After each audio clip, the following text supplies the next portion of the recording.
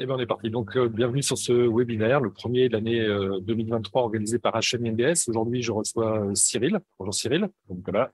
Donc, on va parler de Deploy, ce produit innovant qui est sorti cette année, au mois de janvier, créé par Honorabot. Donc, je suis Nicolas Boué, je suis le directeur général de la société HMI MBS. Cette société existe depuis 2000. Donc, on a connu deux phases dans notre vie. Donc, je fais une présentation rapide de notre structure. Donc, une première phase de 2000 à 2013, on était un bureau d'ingénierie et Kuka Partner, on opérait de la robotique traditionnelle, on connaît assez bien le milieu. Et depuis 2014, on a fait le choix d'orienter l'activité plutôt sur du négoce de produits innovants et technologies disruptives. Et dans ce cadre, on commercialise des AMR, des robots mobiles MIR, des systèmes de cerclage ergonomique de palette ErgoPack, les cobots Universal Robots, et c'est l'objet de ce webinaire aujourd'hui, et des systèmes de stockage vertical, type VLM, de la marque Efinat. HMI MBS aujourd'hui, c'est 42 personnes avec des équipes d'experts des terrains dédiés par famille de produits. Il y a une équipe d'experts spécialisée à Copac cerclage, une équipe dédiée pour les robots mobiles AMR, une équipe dédiée pour les robots, les cobots Universal Robots et une équipe dédiée pour les FINAP. Pour aider nos clients à mettre en œuvre les cobots UR et les robots mobiles linéaires, en fait, on dispose d'un micro-service d'ingénierie avec une structure habituelle, des chargés d'affaires, des roboticiens automaticiens, des bureaux d'études élect, des bureaux d'études MECA. Et ça permet vraiment d'amener des supports soit aux clients qui souhaitent développer et intégrer par eux-mêmes, soit auprès d'intégrateurs qui souhaitent aussi qu'on les aide, qu'on est capable de fournir des solutions de simulation 3D, etc., même pour nos partenaires intégrateurs. Enfin, le SAV est réalisé sur notre site basé à côté d'Orléans, tout le SAV est réalisé sur site. Et enfin, une équipe support administratif qui permet à l'ensemble de fonctionner. L'année dernière, nous avons réalisé un chiffre d'affaires d'à peu près 14 millions d'euros. Pour la croissance, ça va faire un peu plus de tout. Universal Robot, donc maintenant, je pense que tout le monde commence à bien connaître, parce que c'est une entreprise qui est presque vieille aujourd'hui. Donc, c'est une entreprise qui est le résultat d'un spin-off de l'université d'Odense au Danemark. Donc, le siège est situé à Odense au Danemark et ça a été créé en 2005. Ils ont commencé à commercialiser leurs produits à partir de 2010. En 2015, ils sont passés du statut start-up au vraiment fournisseur de produits industriels en étant rachetés par Teradyne, une entreprise américaine basée à Boston. Et en 2018, ils ont le prix Engelberger, donc qui est l'équivalent du prix Nobel dans le domaine de la robotique, parce qu'ils ont vraiment créé une évolution. On peut dire qu'avant la cobotique, le monde de la robotique, c'est un monde d'hyper experts, d'hyper spécialistes, mais grâce à UR qui a vraiment simplifié la mise en œuvre et la partie programmation, tout en dans le respect des règles et des normes en vigueur, a vraiment facilité le déploiement de la robotique totale. Aujourd'hui, Universal Robot, c'est un peu plus de 75 000 robots déployés dans le monde, une présence dans plus de 130 pays, 50% de part de marché et une certification ISO 9001. Au niveau d'HMIBS, modestement, donc on est devenu, nous, distributeurs en 2012. On a quand même fait partie des précurseurs dans le domaine de la cobotique en France. On a très rapidement cru au produit, on a investi sur le produit. Ce qui fait qu'aujourd'hui, on fait partie des acteurs majeurs sur le territoire en termes de distribution des cobots. En 2016, on est devenu préféré distributeur et sur 2020-2021, 2022, on est pratiquement distributeur. Aujourd'hui, HMIBS a vendu à peu près 1200 unités sur le territoire.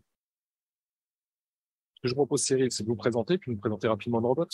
Ok, pas de souci. Donc, je suis Cyril Griotier, je suis responsable des ventes France pour Honorabot. Du coup, Honorabot, on est aussi danois, on est aussi des NC. Et en fait, on a été créé en 2018 suite à la fusion de différents savoir-faire.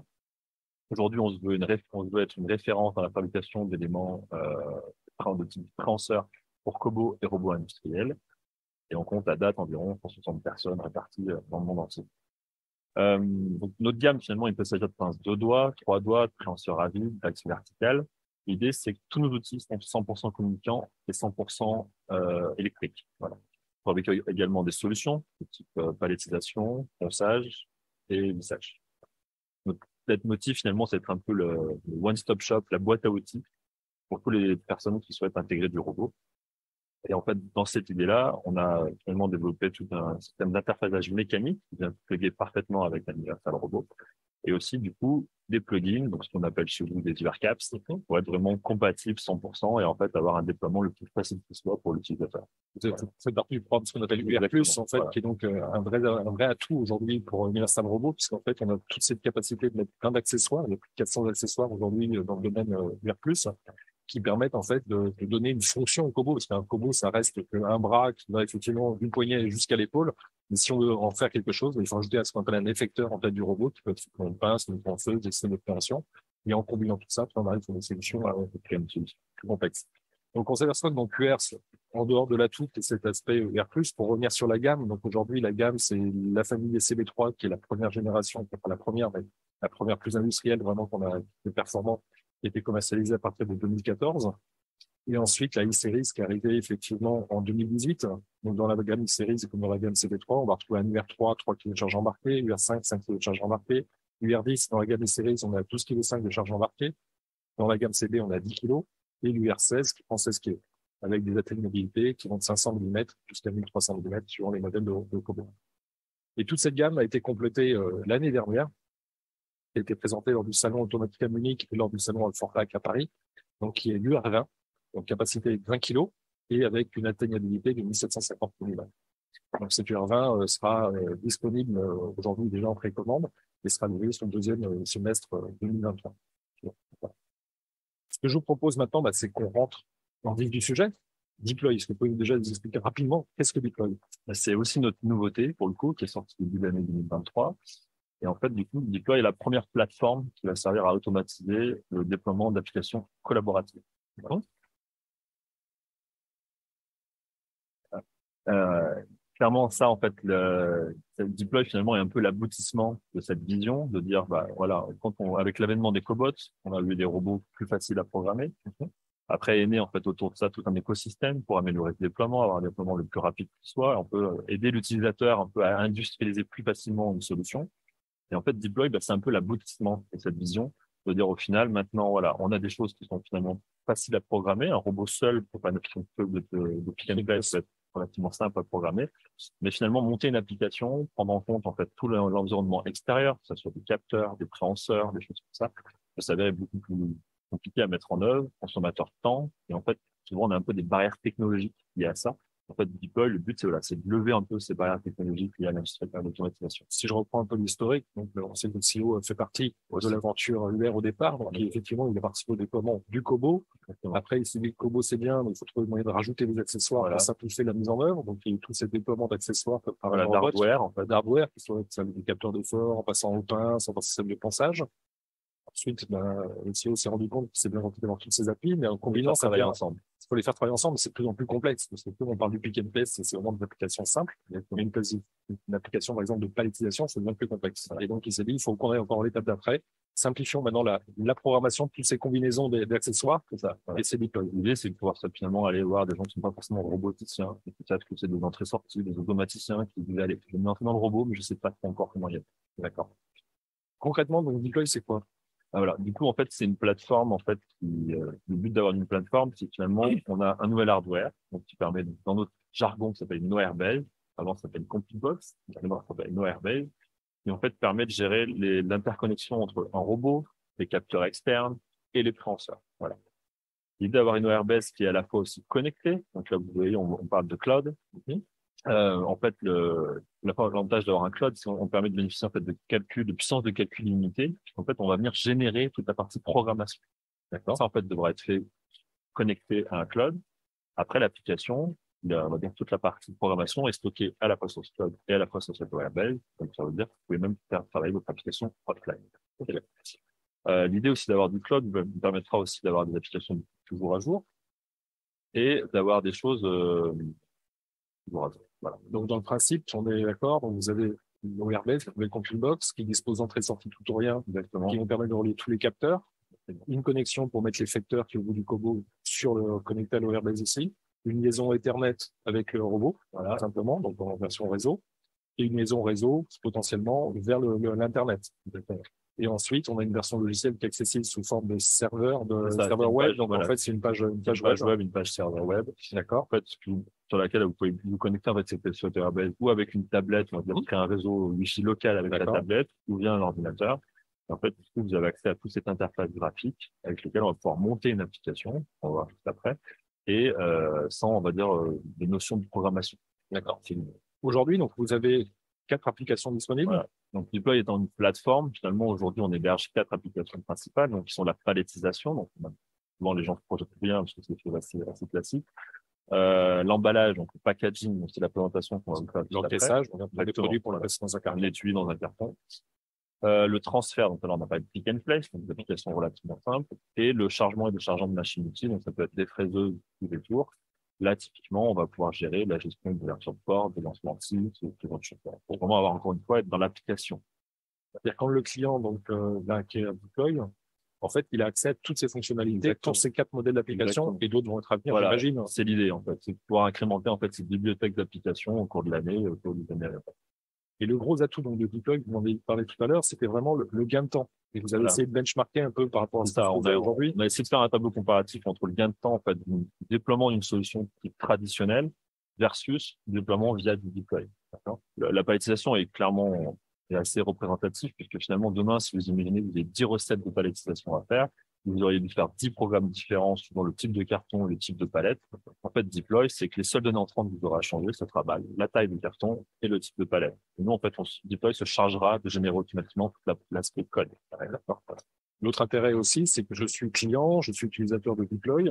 J'ai mon client à moi qui change de format de carton ou de plan de pale. Voilà. Il faut que je reprogramme tout. Comment ça se passe? Voilà. Le but aussi, c'est de plus en plus d'utilisateurs finaux se disent finalement, moi, j'aimerais des fois un petit peu avoir la main, pouvoir faire un peu ce que je veux avec mon outil de production. Et en fait, une interface ludique, rapide, ne n'oblige pas forcément à avoir un roboticien. Donc là, l'idée, c'est qu'un opérateur puisse dire, bah voilà, moi, j'ai besoin de changer, de redéployer mon application sur un applicatif différent. Donc, changer la taille de carton, je peux prendre la main, le faire moi-même. Ça génère en fait un IHM pour la machine. Et tout ça avec un temps réduit aussi. Exactement. Okay. Ce que je pense maintenant, il faut y aller. On va manger et vous les produits et puis après on fera la présentation. Ouais. Allons-y.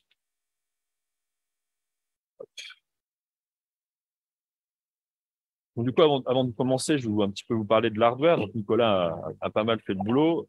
Concrètement, donc, cette nouvelle compute box, cette nouvelle OR-base, vient en fait avec des nouvelles fonctionnalités. Donc, vous remarquez, on a une petite antenne qui permet de se connecter en Wi-Fi local, en fait, avec cette OR-base. Ce que vous disiez tout à l'heure, on peut utiliser une tablette, du coup. C'est ça, une tablette du marché, en fait. Voilà. L'idée, comme on ouvre une page web server, finalement, on a besoin ou d'un PC ou d'une tablette. Juste voilà. Avec un navigateur Internet. Exactement. D'accord. Donc, en filaire, on peut toujours venir relier un PC. La connexion qui est là, en fait, c'est la connexion qui va au bus de terrain du robot. Et ça, en fait, c'est pour l'accès Internet. D'accord. Donc, quand on va générer des plans, par exemple, des plans de packaging, on aura toujours besoin d'être connecté. Encore une fois, cette application pourra très bien tourner en offline. Okay. Et là, du coup, vous avez le câble habituel qui va jusqu'au préhenseur. Okay.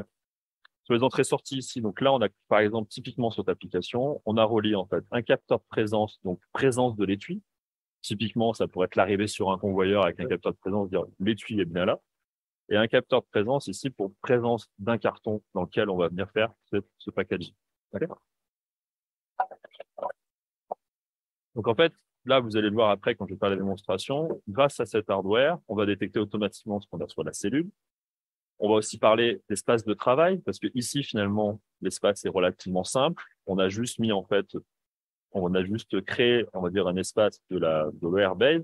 Tout à l'heure, je vous ai dit que Deploy va générer de façon automatique la programmation. Donc, il faut à un moment ou un autre que le robot sache dans quel environnement il évolue. Parce que si on a par exemple un poteau, exactement. Donc, voilà, l'espace de travail, en fait, l'idée, c'est ça, c'est de pouvoir déclarer un mur virtuel pour être sûr, par exemple, que le robot ne va pas sortir de cet espace de travail. On verra par la suite. Donc, après, on aura tout un interface gratuite étape par étape. Donc, c'est l'étape 3 que vous voyez à l'écran. Et tout à l'heure, j'ai parlé d'objets connectés. L'avantage aussi d'avoir quelque chose qui est connecté, c'est qu'on pourra aussi même avoir accès à du monitoring. Donc, typiquement, vous pourrez récupérer des indicateurs de production liés à la maintenance ou à la production. Voilà. Écoutez, je propose, je vous fais la démo sur l'ordi. Exactement. Et puis, on verra le robot bouger en parallèle. Parfait. Donc ça, c'est typiquement la page lorsqu'on se connecte sur Deploy, c'est la page d'accès à travers le navigateur Internet. Donc là, on imagine exactement qu'on a fait la liaison en fait avec le Airbase. On a un petit QR code sur le Airbase qui permet de se connecter par un identifiant unique. Donc là, on est connecté en fait en local entre l'Airbase et un ordinateur ou une tablette. Donc ici, tout à l'heure, je vous ai dit qu'on détectait automatiquement ce qui était connecté en fait à l'Airbase. Ici, on voit bien qu'on a un préhenseur comme robot. On a accès aux mêmes fonctionnalités que si vous étiez sur le pitch pendant du robot. Donc, ça va savoir l'aspiration, la dépression. Donc, si on a un préhenseur qui a été customisé ou non, voilà. On va bien détecter qu'on a un UR connecté. Donc, le modèle la marque du robot, le modèle et l'adresse IP qu'on lui a générée. Et tout ça, ça se fait tout seul. Exactement. Ça, cette partie-là est automatique.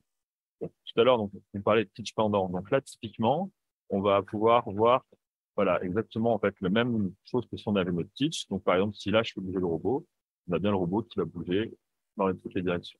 Okay. Et on a même le bouton Free Drive pour pouvoir prendre la main, faire par l'apprentissage, comme on s'était habitué sur un écran. Et ici, du coup, on voit bien les deux capteurs dont j'ai parlé tout à l'heure. On pourrait imaginer qu'on ait d'autres capteurs, en fait, pour créer des événements. Pour dire, ouais, en fonction de l'état de ce capteur-là, je fais une autre action. Donc là, ce sont des capteurs tout ou rien. On peut aussi mettre des capteurs Il analogiques. y aura aussi des capteurs analogiques. D'accord. Donc ça, voilà. Donc ça, c'est de la détection. Donc, pour rentrer un peu. Et enfin, j'ai parlé de l'espace de travail. Donc ici, en fait, c'est juste une interface 3D. Donc, on voit le repère du robot. On voit, nous, qu'on a mis, on va dire, la petite ORBS qui semble toute petite par rapport au robot. Mais l'idée, c'est que demain, si vous avez besoin de mettre de nouveaux obstacles, on peut, voilà, prendre la main sur l'obstacle, le faire bouger dans la direction qu'on veut, changer les tailles, voilà, les configurer. Pour être sûr, en fait, que le robot, bah, en fait, ait notion de cet environnement qui ne rentre pas en collision avec son environnement. Mais lui, c'est des choses assez ludiques et assez faciles à mettre en œuvre. C'est assez convivial. Voilà. On va rentrer dans le vif du sujet. Je vais ouvrir l'application TIC sur laquelle on a travaillé. Hop. Donc, vous avez vu tout à l'heure, on a parlé d'étape par étape. Donc là, on retrouve bien, en fait, donc les accompagnés. Donc, pour commencer, on va commencer par le préhenseur. Donc, nous, automatiquement, on détecte le préhenseur qu'on a au bout du nez. Suivant le préhenseur, ça pourrait changer. On peut très bien avoir du dual, par exemple. On n'en a pas parlé. On peut très bien avoir deux préhenseurs. Donc là, on détecte bien qu'on a un VGC10.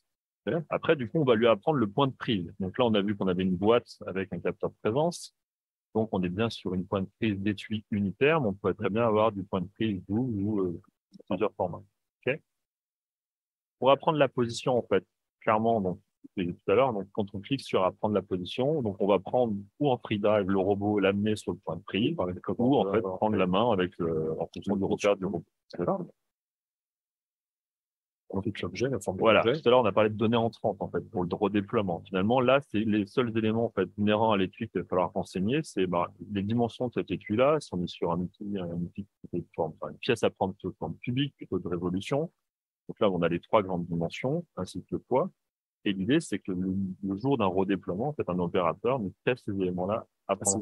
Voilà, pour les modes, on a toujours un mode expert. Par exemple, si vous souhaitez gérer un passing d'étiquette pour être sûr que, par exemple, quand vous faites de la palettisation, l'étiquette se retrouve bien à l'extérieur sur la palette. Parce qu'en fait, le concept reste le même. Dans une application différente, on est sur le packaging, mais sur la palettisation, un peu la même chose. Vous avez vu, on a même pouvoir prendre un centre de gravité un peu différent. Décalé, effectivement, si la charge n'est pas répartie à l'intérieur du produit. Voilà. On a essayé un peu d'anticiper les besoins qu'on a en réalité chez un utilisateur final. Et enfin, du coup, on va pouvoir parler carton. Donc là, voilà, le carton cible dans lequel on va mettre les étuis. Et là, encore une fois, le système nous propose automatiquement les 3 points stratégiques. De définir et la position et la surface. Voilà, savoir où est le carton. Parce que le carton pourrait très bien imaginer que finalement, le carton est un angle différent, ça passe sur la même table. Ou aussi que le robot ne soit pas monté sur le même angle. Le robot pourrait très bien être à 30, 45 degrés par rapport au ordinaire aussi. Voilà. Qui est très utilisé, par exemple, pour le chargement de machine, sur un robot qui est incliné par rapport au chargement. Voilà. Ça, c'est des choses qu'on sait prendre en compte. OK. Et enfin, le modèle, donc plusieurs conditions où on va travailler, par exemple, pour dire au robot, là, je souhaite remplir le carton, je souhaite avoir tant de pièces à l'intérieur du carton, ou encore avoir quelque chose de personnalisé. Voilà, du coup, c'est pas 28 pièces. C'est-à-dire que Deploy va être capable de générer lui-même le plan d'encaissage à l'intérieur, suivant le critère que vous choisissez au départ. Ou alors, vous pouvez dire, moi, je veux un plan libre et je choisis mon plan. Exactement. Et dans ce plan libre, je vais pouvoir choisir la position, des intercalaires, si j'ai des intercalaires, plein de choses. C'est exactement ce que vous voyez à l'écran. En fait, on a la main, on va dire que Deploy nous propose des modèles de packaging, je peux dire. Mais vous pouvez toujours dire, moi, voilà, pour mon utilisation, j'ai besoin, en fait, d'avoir des cartons dans taille de façon de positions différentes et sur des étages différents. Avec, par exemple, un intercalaire, une couche sur deux, ou quelque chose. Voilà. Ça, l'idée, c'est toujours, encore une fois, d'avoir la main sur ce qu'on est en train de faire. OK? Et normalement, voilà, on a fini, voilà, toutes ces étapes-là. Donc, ce qu'on va faire, c'est que je vais générer la programmation et on va regarder un peu comment le robot réagit. Tout à fait. Donc là, on va lancer sur votre ordi les éléments, donc l'application de question. Voilà. Alors, on avait préalablement préparé pour être sûr qu'on n'ait pas de loupé.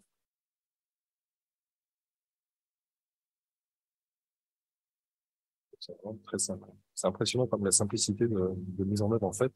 Et ce côté complètement guidé étape par étape facilite grandement le travail de l'opérateur. Exactement. Ouais. Donc là, l'idée, donc, je vais trouver la position de départ. Donc ça, c'est une position home, en fait, que j'ai fait par apprentissage. Et je vais lancer hop, voilà, je vais lancer. Donc tout à l'heure, je vous ai parlé, hop, je vous ai parlé de capteur de présence. Donc là, typiquement, le robot est en action. En fait, il attend la présence d'une pièce. Donc si on a bien fait le job, le site devrait démarrer. Voilà. Donc là, le robot part. Donc lui, automatiquement, il a, on va dire, optimisé la direction. Donc là, les trajectoires, son propre plan de packaging, il démarre en fait du côté où il veut. Vous pouvez toujours prendre la main en disant, moi, je veux remplir d'abord par ce côté-là. Ici, vous l'avez pas vu tout à l'heure à l'écran, on a déjà 3 couches qui sont faites. D'accord. Moi, je lui ai dit, on démarre la 4e couche. On peut démarrer finalement de l'endroit où on veut. Donc là, je démarre la 3e couche. Oui, s'il y a eu un blocage, l'opérateur peut facilement lui dire, mais on recommence à tel point, etc. Voilà. Moi, en fait, avant d'exécuter, j'ai dit, voilà, on a 3 couches complètes, on repart de là. Très bien. Donc là, on va mettre quelques boîtes. Vous avez vu, en fait, toute la partie rotation est gérée par le robot. Ça, c'est pas du tout nous qui avons fait. On n'a pas mis de point de passage. Donc, lui, il optimise, en fait, le mieux le mouvement des joints. D'accord. Voilà.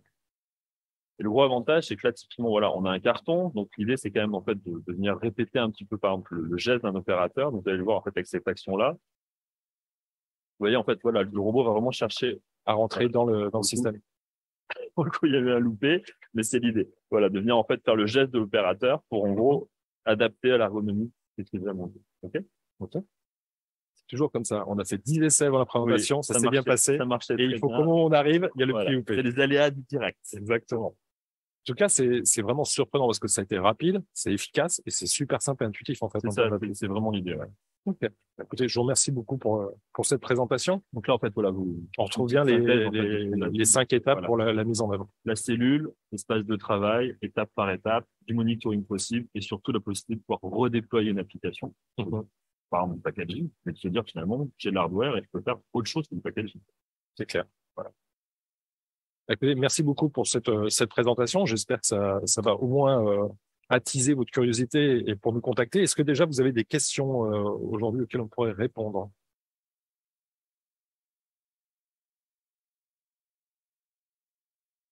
Un petit peu voir s'il y a des questions.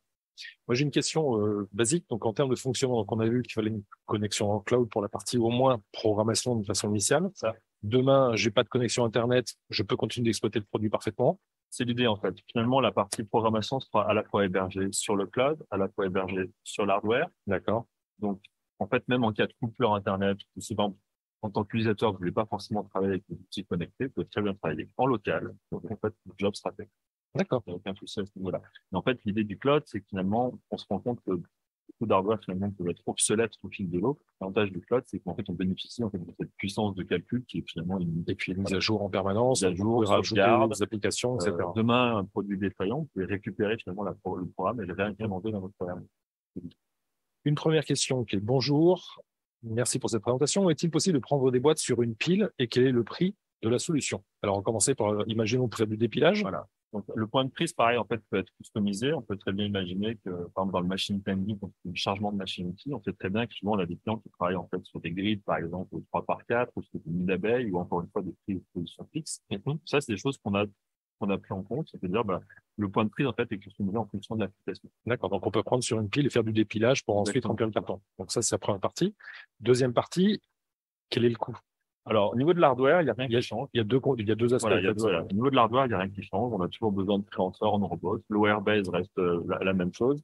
La seule chose, c'est qu'on est sur un business model, en fait, de licence, en fait. Donc, actuellement, le prix public est de 2 000 € par an. Voilà, par an. D'accord. Et qu'est-ce qui se passe demain? J'arrête de payer? En fait, je mets tout à la poubelle, ou comment ça se passe? Très bien vous dire, moi, en tant qu'utilisateur, je sais que, par exemple, je pas utiliser des cartons de vin. Ça fait des années que les cartons de vin, c'est toujours un peu la même chose. Je peux très bien dire, voilà, je vais créer mes 10 recettes dont j'ai besoin.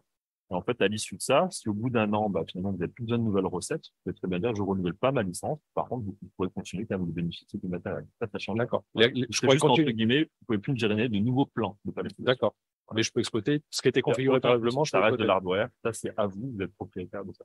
D'accord. Avec le logiciel que j'aurais paramétré dans le besoin. Une autre question qui est comment reprendre un cycle en cas d'interruption? Alors, en cas d'arrêt de protection, en fait, par exemple, ou en cas d'interruption, Donc, on va juste regarder en fait si la pièce est toujours saisie du robot.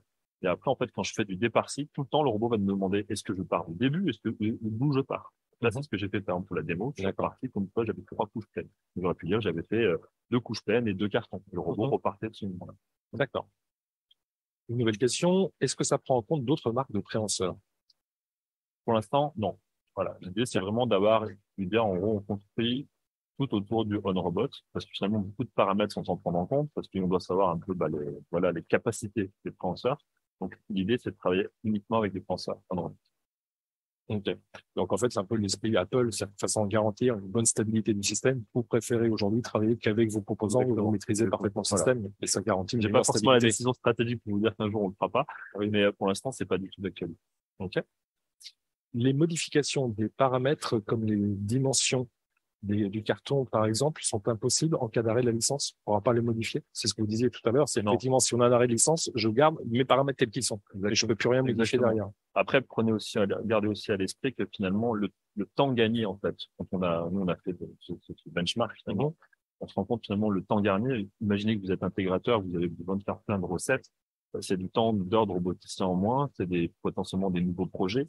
En tant qu'utilisateur, c'est aussi peut-être de la presta en moins. Donc, en fait, finalement, ce temps est vite rentabilisé sur le prix de la licence. Et de la même façon, j'imagine, je suis à l'année N, j'ai besoin de programmer, je prends la licence l'année N. L'année N+1, j'ai pas de besoin. L'année N+2, j'ai de nouveau des modifications. Je peux ressouscrire et reprendre le système. Exactement. D'accord. J'espère qu'on a répondu à cette question, du coup. Est-ce que nous avons d'autres questions?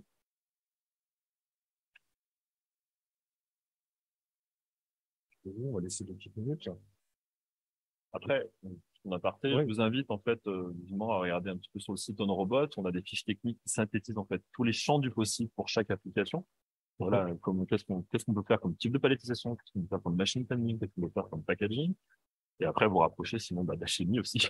Parce que pour le coup, n'hésitez pas. N'hésitez pas. Pour avoir de la démo. Il faut savoir, effectivement, tout ce matériel, nous l'avons. On peut vous le présenter chez vous. Vous pouvez venir voir chez nous aussi des applications. Donc, c'est vraiment bluffant. En tout cas, moi, je suis bluffé sur le côté simplicité de mise en œuvre. On a 2 questions en fait qui sont arrivées. C'est bonjour, peut-on déployer un système développé avec ORBase, oui, je ne pense pas que ORBase, mais ORBase, sur un autre système sans licence et ou ORBase? En gros, c'est est-ce que j'ai 2 robots, si je comprends bien, qui sont équipés tous les deux d'ORBase, etc. Il y en a un, j'achète une licence, l'autre, j'achète pas la licence.